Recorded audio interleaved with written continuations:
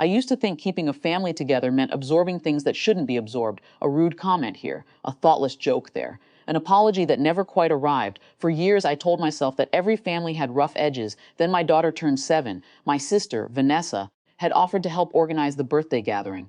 It wasn't a huge event, just relatives, a rented hall, some decorations, and a cake my daughter had spent weeks talking about. She'd chosen every detail herself, the frosting color, the little sugar flowers, the message on top. The entire morning she floated through the house with the kind of excitement only children can manage. I remember thinking how happy she looked. I also remember how quickly that feeling disappeared. The party was underway when I noticed I hadn't seen the cake. At first, I assumed it was still being stored in the kitchen. Then my daughter quietly asked me, "Dad, when are we doing candles?" There was something hesitant in her voice, as if she'd already asked someone else, as if she'd already been disappointed. I went looking. The hall's kitchen was behind a service door near the back. I expected to find the cake in a refrigerator. Instead, I found it in a trash bin. The box was crushed, the frosting smeared against cardboard. One corner had completely collapsed. For a few seconds, I genuinely couldn't understand what I was seeing. Then I heard laughter behind me. Vanessa, she glanced into the bin and shrugged. Oh, I stared at her. She smiled, not nervously, not apologetically, just amused. What happened? She rolled her eyes. It got in the way. The birthday cake got in the way. It wasn't that serious. I looked back at the trash. My daughter's name was still visible through the ruined frosting. Something inside me went cold. Then Vanessa said the sentence I still remember word for word. She wasn't worth wasting cake on anyway. There wasn't even anger in her voice, just dismissal, like she was commenting on the weather. For years, I'd tolerated her behavior because it usually landed on me. Mockery, insults disguised as humor, little power games. But hearing her talk about my daughter that way felt different. There are moments when a relationship changes permanently, not because of a fight, because of clarity. I didn't argue, I didn't yell, I didn't demand explanations. I walked back into the hall. My daughter was sitting alone at one of the tables, watching other people talk, waiting. I knelt beside her. We're leaving.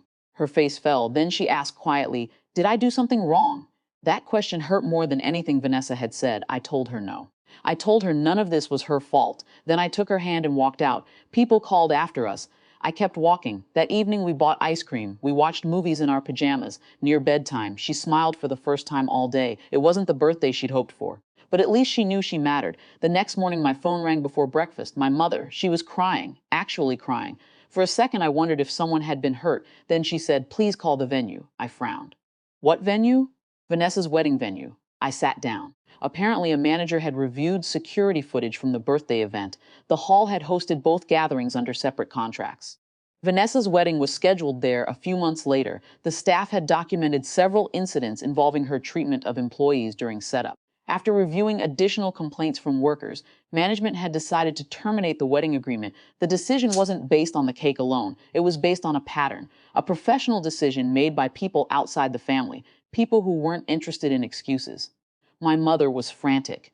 They said they don't want to work with her anymore. I listened. Then she said, "She needs your help." I almost laughed, not because it was funny, because it was familiar. When Vanessa insulted people, everyone wanted patience. When Vanessa crossed boundaries, everyone wanted understanding. When Vanessa faced consequences, suddenly everyone wanted solutions.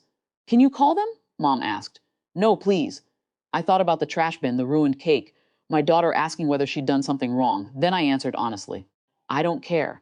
Silence, then I hung up. A minute later, she called back. This time, she wasn't crying. She was yelling, "How could I abandon family? How could I be so cold? Didn't I understand what this wedding meant?" I listened longer than I should have. Finally, I interrupted. "Did you call me when my daughter cried?" The line went quiet.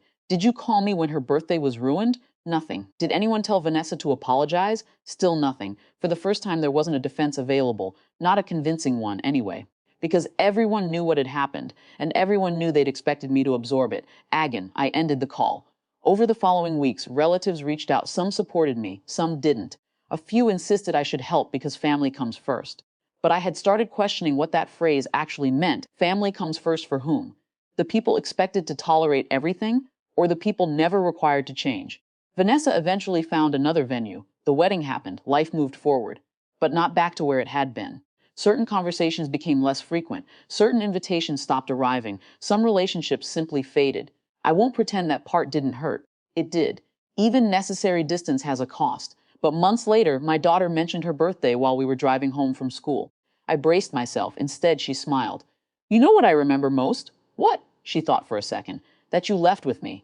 I gripped the steering wheel and looked ahead. Out of everything that happened, that was what stayed with her, not the cake, not the haul, not the embarrassment, the fact that someone chose her. Sometimes dignity doesn't arrive through revenge. Sometimes it arrives through a door quietly closing behind you as you walk away. And once that door closes, certain people lose the ability to decide what you're willing to tolerate.